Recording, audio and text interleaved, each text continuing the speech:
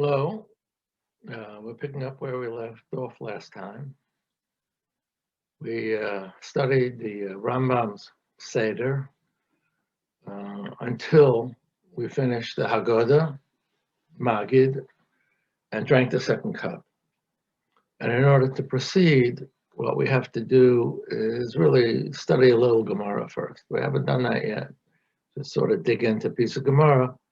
We'll do it. We'll do it now. Okay, let me do some share screen. Here we go. Okay, this is the Gemara in Pesachim, and it's about matzah and maror. Okay.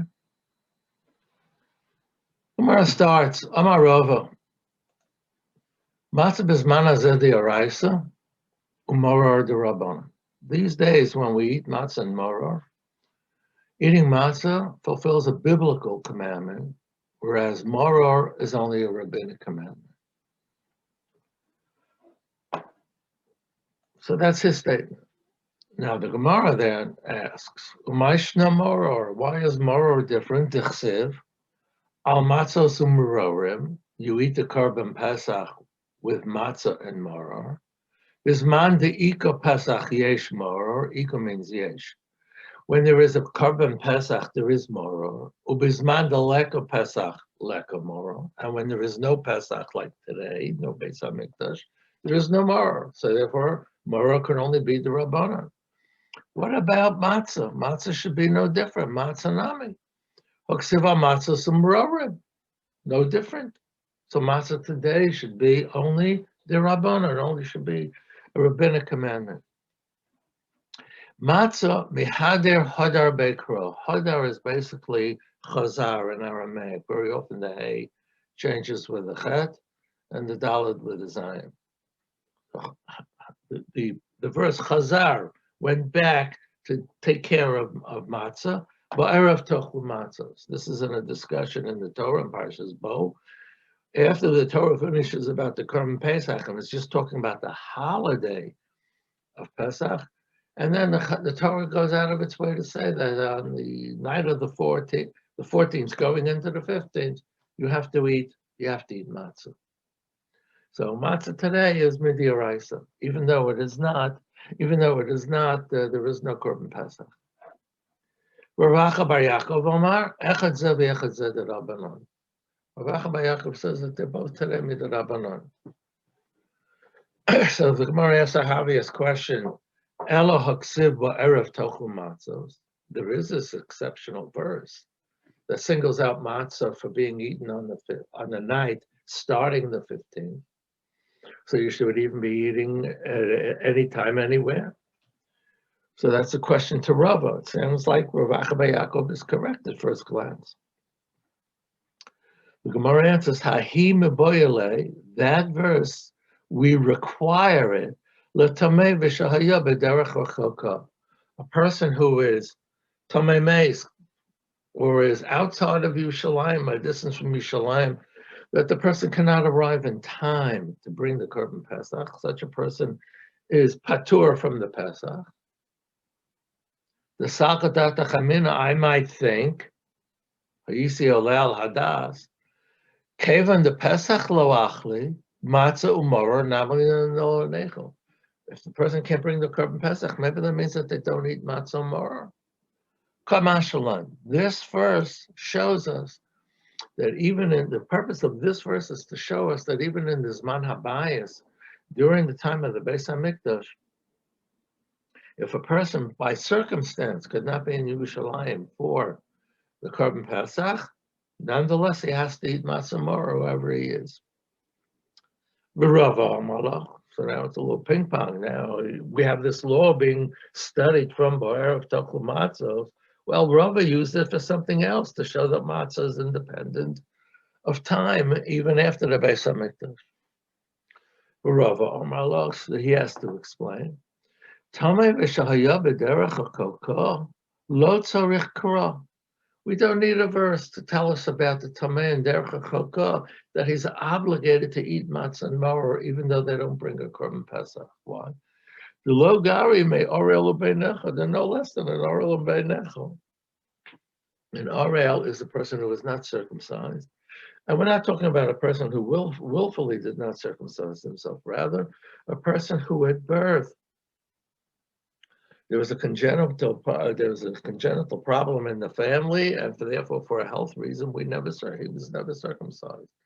Turns out that although it's through no fault of his own, such a person who is uncircumcised cannot eat the Korban Pesach. A ben nechar is described by Chazal as a person that is an apostate. He's out of a Korban Pesach.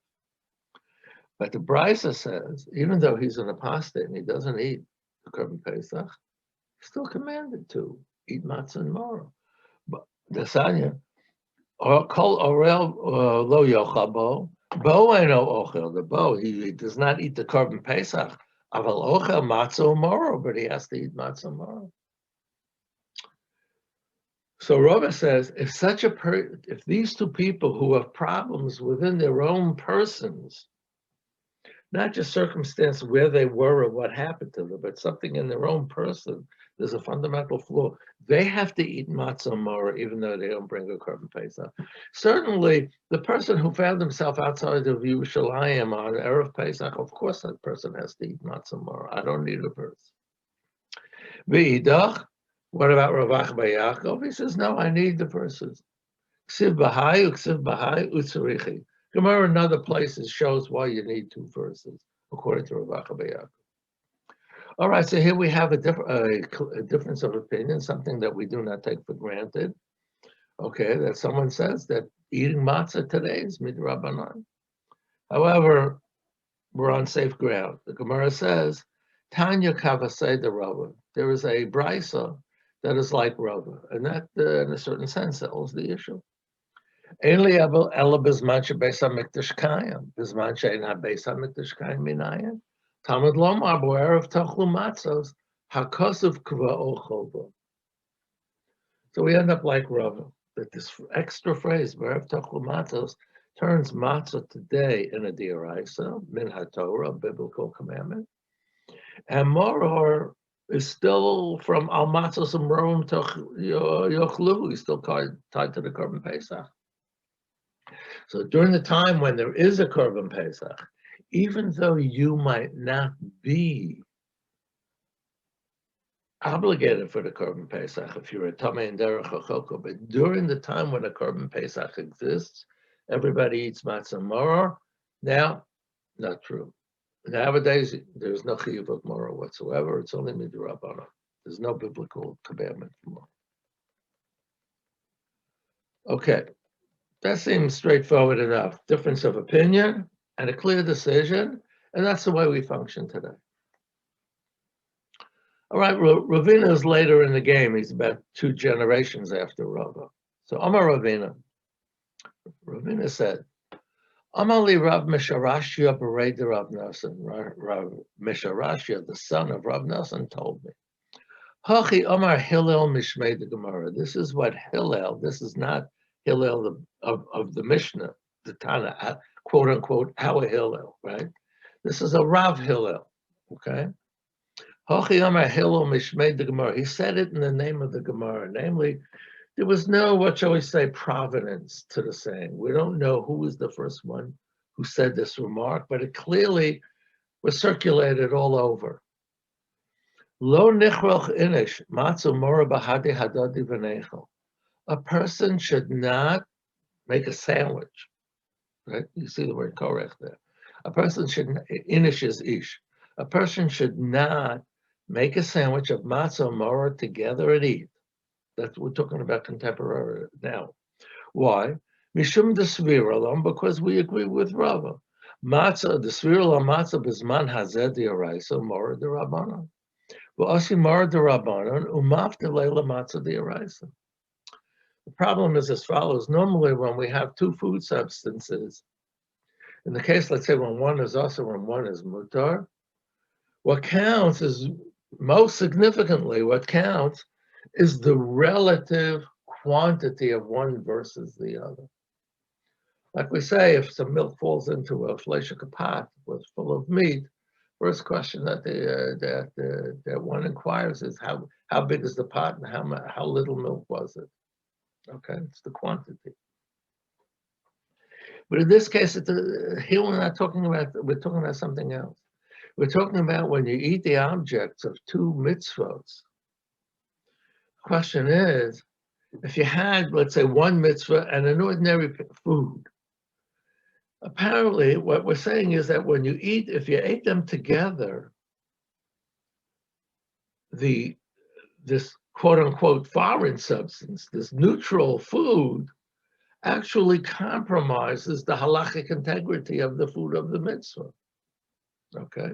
Using the word integrity not as moral, but as halachic. Namely, the mitzvah has to be complete and self-contained in itself, quote-unquote, undiluted by anything else. Okay? So if you hold that, if you're of the opinion today that matzah is midiraisa and moror is midirabanan, then relative to matzah, moror is rishus. It's just an ordinary food. And you cannot eat an ordinary food when you're eating the matzah l'shem mitzvah, for the purpose of the mitzvah. So that's what he's saying. He says, Mishum desavir la matzah bezman hazeh d'oraisa umoror d'Rabbanan. That's like Rava, the conclusion that we just quoted. V'osi moror d'Rabbanan, osi means comes. Mevatele means annuls. The moror of the Rabbanon will annul the matzah d'oraisa. Okay.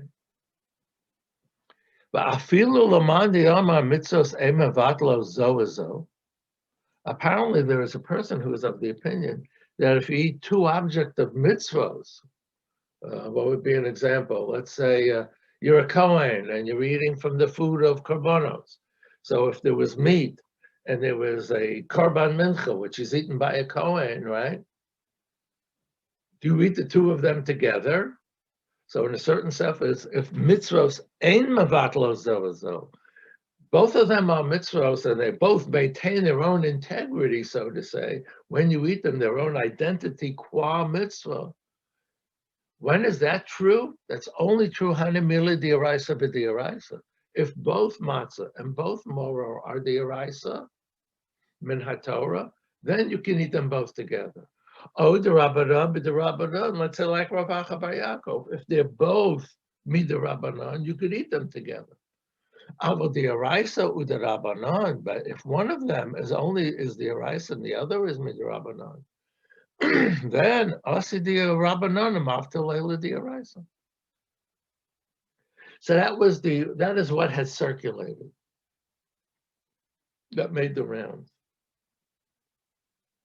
That nowadays one must be careful not to eat the matzah in a sandwich. Okay. Apparently, there was a time when one wasn't so careful about eating matzah with a sandwich.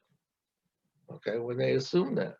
Okay, namely, maybe the law. Okay, all right. Maybe you can eat a sandwich, maybe you can't. But for sure today, no matter what, you can't. Gemara says, "Man tana deshamat le mitzvos ein mevatlo zo." Where did we hear that a person says that two objects of mitzvos, when you eat them together, is not a problem? Hillel, hey, that's Hillel.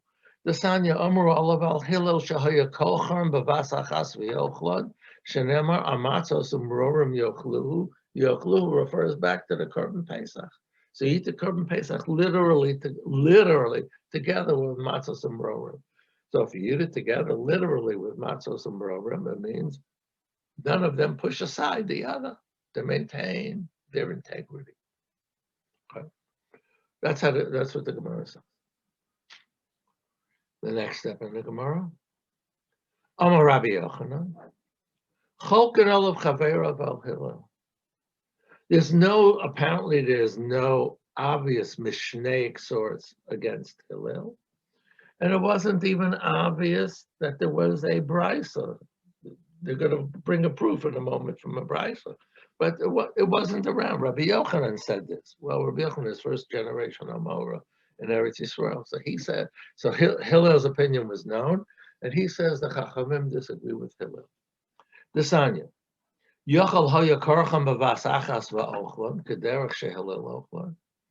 Maybe one can eat it the way wrap them all together and eat them the way that Hillel ate them. So if you're sharp and you hear the Hebrew, this kind of Hebrew means maybe you can do it. Maybe it's possible to do it. So you expect them to prove that you cannot do it and you must eat them separately. Talmud Lomar, Amatos Amrohim Yochluhu, Afilu Zebef Neatzmo Bezebef Neatzmo. So that was supposed to be the people who differ with Hillel. And presumably they were saying that what? That you're not allowed to eat it one with the other. You must eat them separately. Not that you have a choice to eat it together or eat it separately, but rather you must eat it separately. If that's the case, there's a problem with the Hebrew, that word afilu. Even. Maskav lo Ravashi, hachi mai afilu. It means, so it seems that the Bryson now means something else. Maybe that's the only way to do it. And afilu means you can also do it. See, the afilu says even. So Elohim Amar Ravashi, Hai Tana Hachi Katani. This is what the Tana, this Brisa, this is what he says. Yochol lo yotza b'hu yedei chavaso, elo im ken karcham b'vasachas v'yochlan. Kederach shehil hillel ochlan. Maybe the only way to fulfill the mitzvah of matzah and maror in the Pesach is to eat them all together. Talmud lomar, amatzos and marorim yochluhu. Afilu zeh b'fnei atzmo v'zeh b'fnei atzmo. So I'm really learning the way the Ramban understands in the Rif, and I think that this is the cleanest way to learn the Gemara. So the Ramban is learning that Hillel really says you can only eat them together. That's the only way. You're not fulfill the mitzvah if you eat them separately. And Chachamim are saying you can eat them either way. You can eat them either separately or you can eat them together.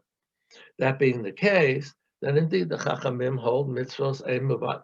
The argument is not about mitzvos mevatlo zu or mitzvos ein mevatlo zu. That's not it. The argument is about whether one is required to eat the matzah maror with the Pesach together. That's the question. Hillel says yes. Chachamim say no. You have your choice of how to eat it. Okay. So now the Gemara then says, what's the conclusion? Conclusion is that there's no accepted opinion one way or the other. What's the decision, whether like Hillel or the Chachamim? Hashta delo itmar hilchas aloka Hillel v'loka Rabbanon. Mevarech al achilas matzah v'achil. V'hadar mevarech al achilas maror v'achil. So nowadays that we don't know how to do it like Hillel or like the Chachamim, then we eat matzah, we make a bracha matzah and eat it. We make a bracha separately on maror and eat it. V'hadar, and then we eat, what do we do? V'hadar achil matzah v'chasa b'hadei hadadi below bracha zecher lemikdash kehillel. The way the Ramban learns, we are not eating the sandwich in order to fulfill the requirement of Hillel. Because nowadays, we just said, even Hillel agrees that one has to eat matzah umaror separately. So even though we don't know the conclusion nowadays, Lamaisa, bottom line, both opinions end up that we eat them separately. The Chachamim say we eat them separately in principle. Hillel says we don't eat them separately in principle. We eat them separately because one is min Torah, one is min Chachamim, and there's no question that you cannot eat them together. So what's the point of eating the sandwich? The point is that we always eat them separately, there will be no sign whatsoever that the difference of opinion was ever settled. It will always appear that we are eating like the Chachamim, and the opinion of Hillel will get lost, when in fact, the matter is really unsettled. Lo itmar hilchas aloka Hillel v'loka Rabbanon. We don't know the answer. So when the Beis HaMikdash will be rebuilt, if we've been doing all this time only like the Chachamim, everybody will think that it's settled like the Chachamim, and it is not. Therefore, what we do is we go back and eat it, and it's Zeichel Mikdash Kehillah. We don't fulfill any requirement by eating the sandwich, okay? Rather, we remind ourselves of Hillel's opinion in the original situation. To me, that's the simplest way to learn the sugya, and to learn this piece of why we do what we do. There are other approaches. There are other approaches involved, but I think the Ramban here is like the simplest, the clearest, and the cleanest understanding of the Gemara. Okay, we'll see that the Rambam learns quite differently, and it's really not clear exactly how he does it. Okay, so let's dig into the Rambam. Okay, where are we in the Rambam? We're in the Rambam. We just finished drinking the second cup. So now we're at the Seder, finish the second cup. So what does the Rambam say?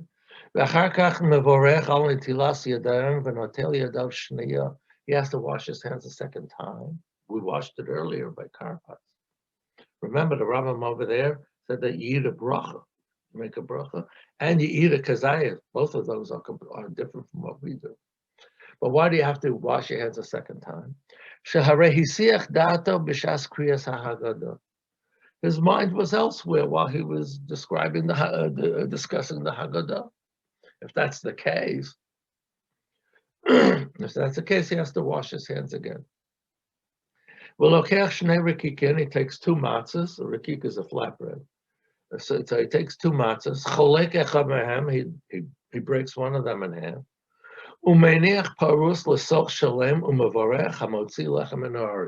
He puts the broken one together with the full one, and he makes a motzah.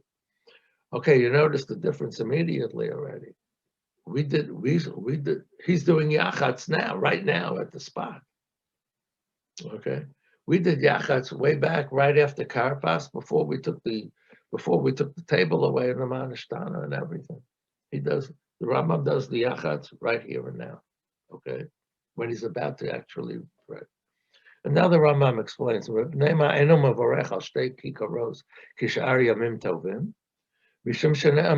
doesn't he do full matzos like we do on every Yom Tov? Because it says lechamoni. The same way that an oppressed pure person only eats what? Pieces of bread, never has a full loaf. So here we recall this bread, the matzah is the bread, the matzah of affliction is the poor man's bread, as we say. Okay, excuse me for a moment.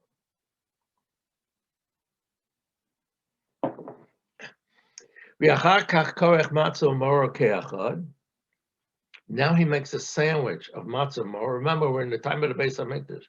The Rambam always writes now in the time of the Beis HaMikdash, and then he corrects it for Bisman Hazeh. Okay? ואחר כך כורך מצה ומורו כאחד, ומטבל בחרוסס ומבורך. ברוך אתה השם אלוהינו מלך העולם אשר קדשנו ומצוותיו וציוונו על אכילת מצות ומרורים ואוכלן. So he makes a bracha, he eats the two together. And then he says, however, ve'im achal matzah b'fnei atzmo, mor b'fnei atzmo, then mevorech al zeh b'fnei atzmo v'al zeh b'fnei atzmo. So it is a little difficult now. He's talking in the Beis HaMikdash, he put together matzah and moro. So there are two things to note. One thing to note is that he didn't put the Pesach together with the matzah and moro. He only ate the matzah and moro together. Only those two. If you look at a lot of the Haggadahs, when you say the phrase Zech l'mitashik kehillel, you'll see a parenthesis around the word Pesach. Pesach matzah moro. You'll see that there's a parenthesis around the word Pesach. The Rambam. That the Rambam holds that the Korach was only matzah moro. Okay, and now he starts with those two. Okay. And the question is, all right, he doesn't, you notice there's no discussion of any doubt of whether we're deciding like Hillel or the Chachamim, even Bisman Abayis. I mean, we don't know. So we don't know what to do. We figured out what to do now. What we don't know about the Zman Abayis, but the Rambam gives a definitive opinion. You take matzah and maror together, and if you do it differently, then you do as follows, okay? To me, at least, it has the sense that l'chatchila, that it's preferable to do matzah and maror, and my sense is that the Rambam is learning like Hillel, in which case this is not the way we studied. The way we studied was Hillel was bedafka matzah maror, dafka korech, and the Chachamim said either or. Here, if you understand the Rambam is learning like Hillel, then the Chachamim's opinion is that they must be separate. Okay, they must be separate. So the Rambam's understanding of the sugya is quite different. So that's how the Ravid learns that the Rambam understood like Hillel. Okay, and therefore you have to interpret Hillel accordingly, the way the Rambam presents him. Maggid Mishnah understood that the Rambam is learning like Chachamim.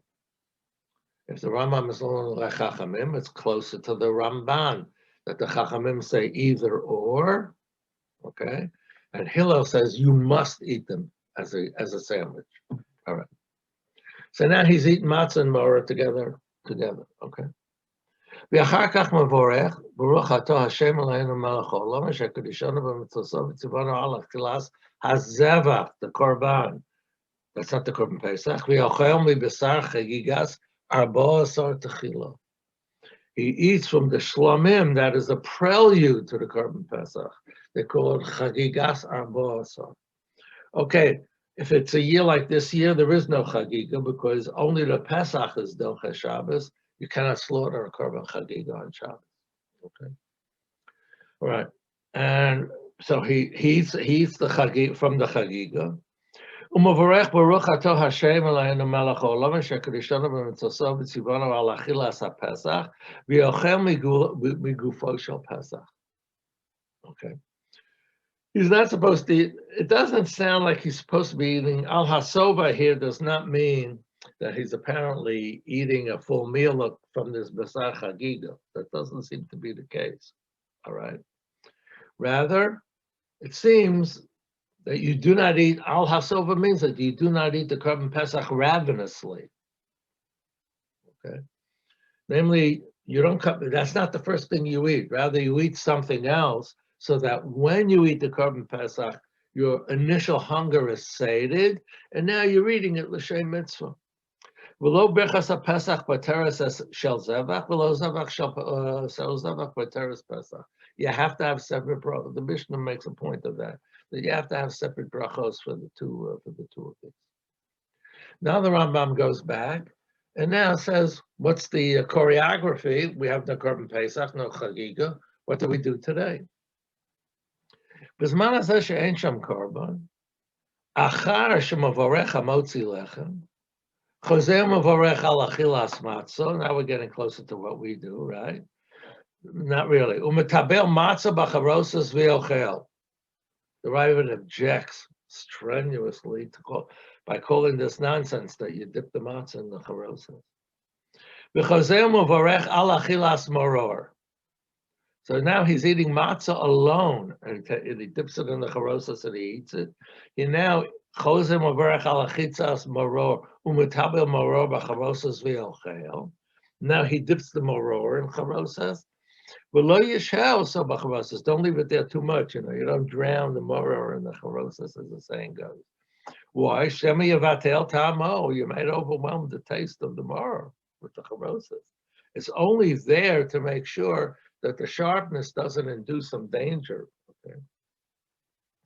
This is the mitzvah from the Chachamim. Right, to distinguish the korban pesach, the matzah from the maror. Bisman hazeh, the matzah is deraisa, maror derabbanan. And then So then makes the sandwich and dips it in the charosas. V'ochlam below bracha, it doesn't make a bracha. Zecher lemikdash. Now, what's the meaning of Zecher lemikdash? This is a little tricky. The Rambam clearly decided like one person. So if he decided like Hillel, you don't say Zecher lemikdash kehillel. And if he decided like the Chachamim, there's no reason for Zecher lemikdash kehillel because he decided the issue like the Chachamim. So they say in Yiddish, "Nishtofen Wasser reden." All right. So Zecher lemikdash kehillel is out. The word kehillel is out. Now, if it's Hillel, if you say that the Rambam understands like Hillel, let's go back up a bit. Hillel was of the excuse me, let me get to the spot. Here we go. Hillel was of the opinion that the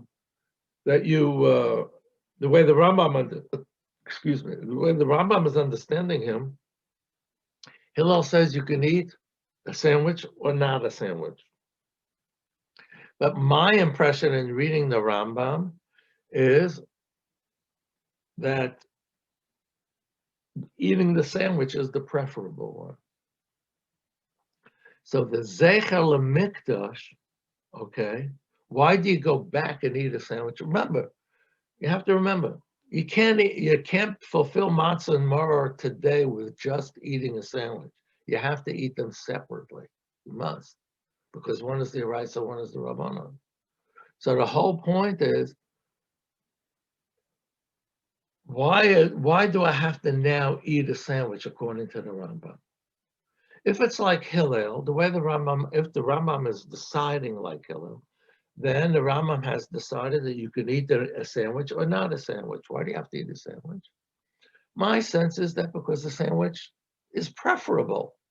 And that's what makes it Zecher lemikdash. Today you can't eat the preferred way, and then you eat the preferred way, the sandwich. Okay. But if you learn like that the Rambam is of the opinion of the Chachamim, that the Chachamim say you can eat it either way, and Hillel says you can only eat it with the sandwich. Okay? What's the Zecher lemikdash? There's no reason. What are you going to say? Zecher lemikdash is, you're making a Zecher lemikdash for the option of eating one or the other? To me, that sounds very weird. According to the Chachamim, there's no reason to prefer one over the other. There's no reason to prefer one over the other. Okay, so why do we have to make a memory of when we could choose between the two? That seems to be, doesn't seem. According to Hillel, at least there is a preference for one over the other. So the Zecher lemikdash is for a preference. To me, the Rambam on this point remains very, very difficult. And indeed, it's grist for the mill in all the commentaries, how to really understand this Rambam in light of how we learn. Again, to me, the simplest way, the clearest way to learn the sugya was that Hillel said that you must eat a sandwich. Chachamim said you can eat a sandwich or not eat a sandwich, eat them separately, okay? And nowadays, since the only way we eat it is separately, we eat it with a sandwich to remind us of the opinion of Hillel, because maybe in the Beis HaMikdash, the law really is like Hillel, because we do not know. Okay? To me, that's the simplest and clearest way to read the sugya. Okay, let's finish off the meal.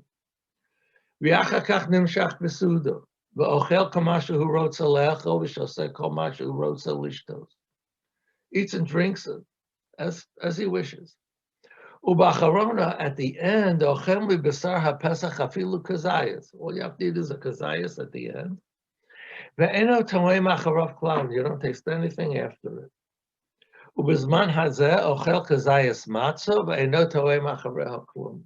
And nowadays you eat kazayas matzah, and because we don't have a carbon pesach, so the last thing you eat at the table, that's what we call our afikoman.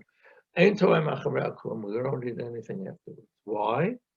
Kadesha hey hefsek seuda, so the end, the breaking away of the seuda, and when he stops, tam basar hapesach or matzah befiv, and that's the taste with which he departs from the table. That the mitzvah hangs with him. In wine drinking, we say there's a finish. Okay, she'achilas and hiya mitzvah. All right. V'achar kach notel yadav umavorech bechas hamazon al kosh shlishi v'shosei. He then washes his hands, mayim achronim vaser, as we used to say, and then he benches, and he drinks the third cup, and then he pours the fourth cup. V'achar kach mozei kos revi'i v'gomer olav es ha'halel. He finishes the Hallel from Lo Lanu to the end of Hallel. V'omer olav berchas hashir. That's the quote from the Mishnah. And in the Gemara, the question is now, what do you say? V'hi yehalelucha Hashem kol ma'asecha. Kol ma'asecha. So that's our usual ending of the Hallel. Umavarech borei pri hagafen. Ve'eno toem achar kach klum kol halayla chutz min hamayim. And after that, you can only drink a glass of water because you don't want any other taste in the mouth. Okay. So of course, you realize that what he did is he left out our Hodul Hashem Kitov Kilei Olam Chazda Hodul Lehem Kilei Olam Chazda. That Hallel they call Hallel Hagadol. Okay, all right. And he left that out, and we, to us, Birchas Hashir is Nishmas Kol Chai. We finish with Birchas Hashir.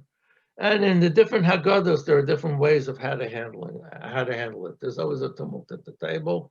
After all the years, my family knows what my custom is, so we do it smoothly.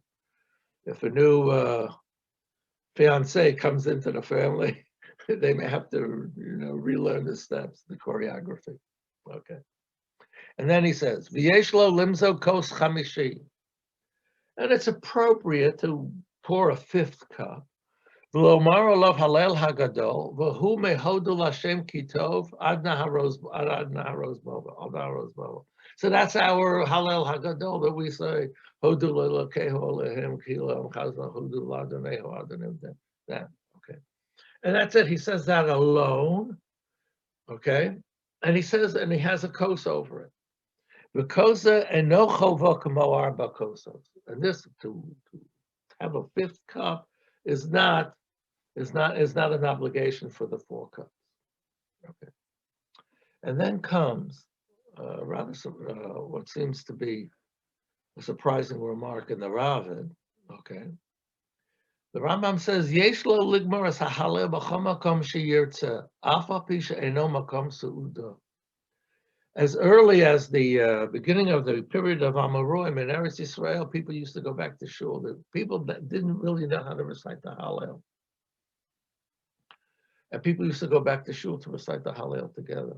This business of the Hallel in shul has roots in a time when people did not know how to recite Hallel. And they had to do it in shul where someone leads them. Okay. So the Ravid says, this is very unreasonable because if you go to another place, then you can't say that there is a thing called 4 cups if they're not in one place. If there is a mitzvah to drink 4 cups, obviously it means that the one seuda is surrounded by 4 cups. That's what the Ravid says. Only problem is that the Ravid seems to be against an explicit Gemara. The Gemara the Gemara Pesachim says that the rooftops in Yerushalayim didn't have Kedusha of Yerushalayim. Okay. And the Gemara says, Eini, v'ha'amar Rav Mishum Rabbi Chia kazesa pischa v'halela poka idra. Rav said in the name of Rabbi Chia that when they used to eat the kazayas HaPesach, and say the Hallel, it burst from the roofs. So it seems to be that they were all on the rooftops eating the Korban Pesach. It was packed with people, a big racket. My love the achli be'igra v'ami be'igra. So it must mean that they were eating on the roof and they said Hallel on the roof. He says, Lo, the achli ba'arov amri be'igra. No, they used to eat inside, and then everybody would go up to the roof, and they all say Hallel up on the roof, so that would enhance the excitement, the racket that was coming out from all the rooftops in Yerushalayim. Okay, the Gemara says, "Eini v'osnan emaftirin achara pesach afikomon v'omar Rav shelo ye'akru michabur lachabur." You're not allowed to go from one place to another. You can't go for the dessert or the after dinner entertainment in another place. Okay, from where you're reading. The Gemara says, so you can't go upstairs to say Hallel. The Gemara says, Lo kasha kam b'shas achila, kan shelo b'shas achila. So the Gemara is very explicit that they seem to have eaten inside, and they went up to the rooftops to say Hallel. So apparently, it seems to me that the Rambam is rather obviously correct. I have to look around, really. I never looked into this right, as to what he had in mind, okay? It's always a big question. Are the 4 kosos a special mitzvah, a unit, which what it sounds like from the Ravid? So before the 4 kosos are, if they're a unit at the Seder, then you can't go and drink the 4th kos someplace else, if they're a mitzvah for themselves. However, if you think of each kos as an accompaniment to a different aspect of the evening, who says that they all have to be in the same place? Who says they all have to be viewed as a unit? Okay. Yes, we have our Agadata that the four kosas are thought of as a unit for the 4 languages of the Geula and in the beginning of Va'era. Okay, that's fine. But we're talking about now halachically. Are the 4 kosas thought of as an explicit mitzvah from the Chachamim? Okay. And if the answer is, and you're going to say the Hallel on a kos, it seems like you have to say the Hallel, then it sounds like the Ravid is correct. But the Gemara is quite explicit that they went upstairs on the rooftops to say Hallel. So what's the Ravid going to say? They drank the 4th kos without the Hallel, or they went down and drank? I don't know. So the Ravid is a little difficult. Okay, so that's it. So next week that finishes this chapter in the Rambam. So you have a good overview of the Haggadah from another perspective, the Rambam's perspective. I think it's a very nice compare and contrast to how we do it. So you see the richness of the sources, the discussions, and the customs of how we perform the Seder. Next week I'll say over something more agadic on the Haggadah. Okay, that's it.